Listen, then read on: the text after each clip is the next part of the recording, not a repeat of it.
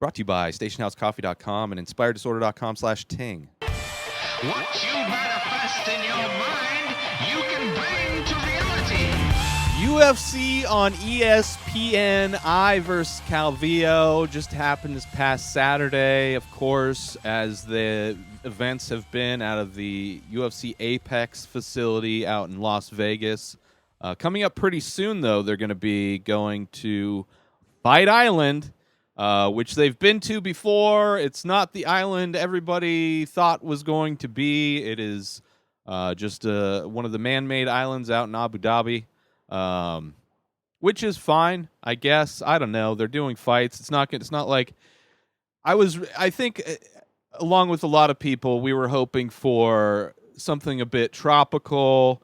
Maybe the cage on the beach. I mean, there's not any audience, so I was thinking it would be, something that would look cool and different and new. Maybe have an island feel to it.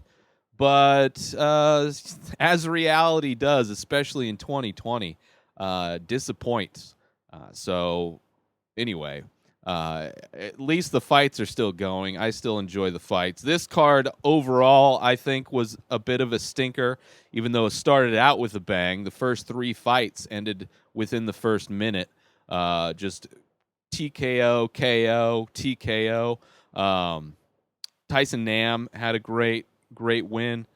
Just all three of them were pretty great. Then Merab Dvalishvili versus Gustavo Lopez was the feature bout for the prelims, and was the first fight to go to a decision. A pretty dominating performance by Merab, and I believe he called out O'Malley afterwards, which I think would be a great fight. Merab's just tons of energy, really great grappling. I mean, he controlled the whole fight with the grappling. But yeah, that would be an interesting. I'm not sure where Merab is ranked right now, or where O'Malley's ranked, but I wouldn't mind seeing it. Give him a step up in competition. Merab is kind of an up and comer also, but yeah, I don't know if that's something that'll happen. But it's an interesting call out. Then move to the main card: Hannah Cifers versus Mariah Agapova. Cifers just recently fought and lost 2 weeks ago. Really fast turnaround. But she got pieced up. I mean, at no point. I mean, it was a first-round finish, rear naked choke, but she was getting destroyed on the stand-up. And then Agapova kind of just, once she got a hold of her neck, kind of just repositioned her body around and got that rear. It was a super dominant performance. Cifers never has looked amazing in the UFC, but completely got destroyed in this one. Then there was a few decision. Andre Fili, Charles Jordan, Charles Rosa versus Kevin Aguilar. Martin Vittori finally got to fight Carl Robertson. That was a fight that fell out. Robertson, I think, again, didn't make weight. The last one, he didn't make weight, and he pulled out of the fight, and there was a bit of a scuffle out in the lobby the next day or the day of. So they finally went through with the fight, despite, again, not making weight, which is the same thing with the main event. But Vittori ended up getting rear naked choke in the first round, end of the first round. So good win for him. I mean, it was an okay performance. I don't know. It was good.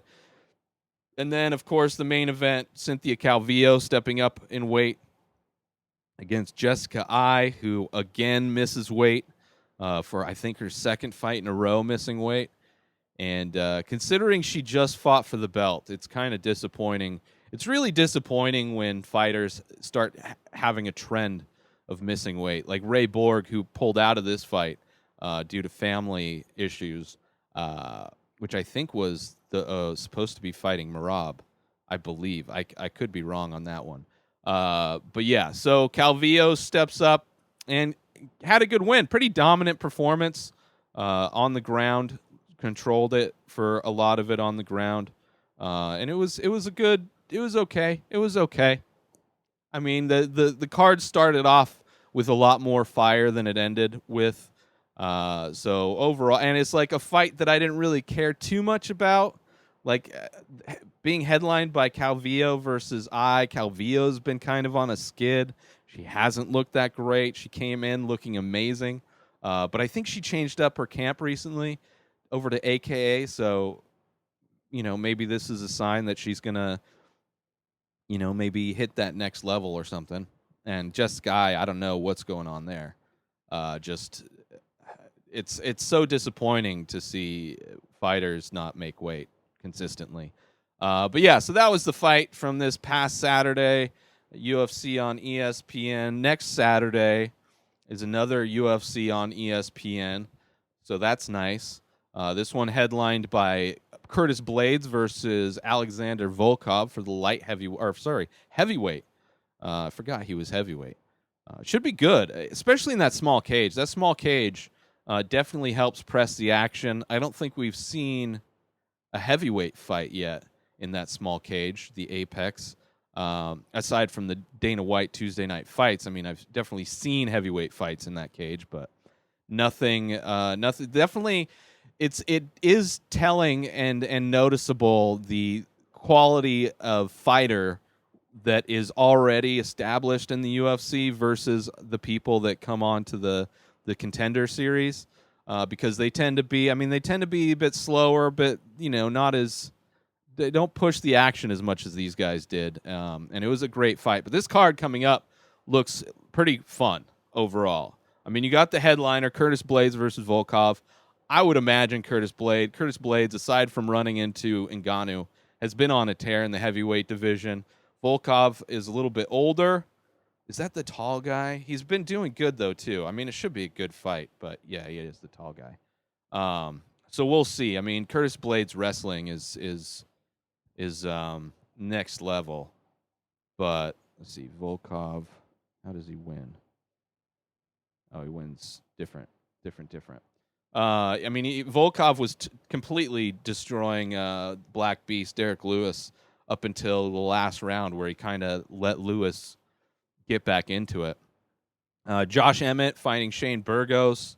Raquel Pennington against Marion Renault.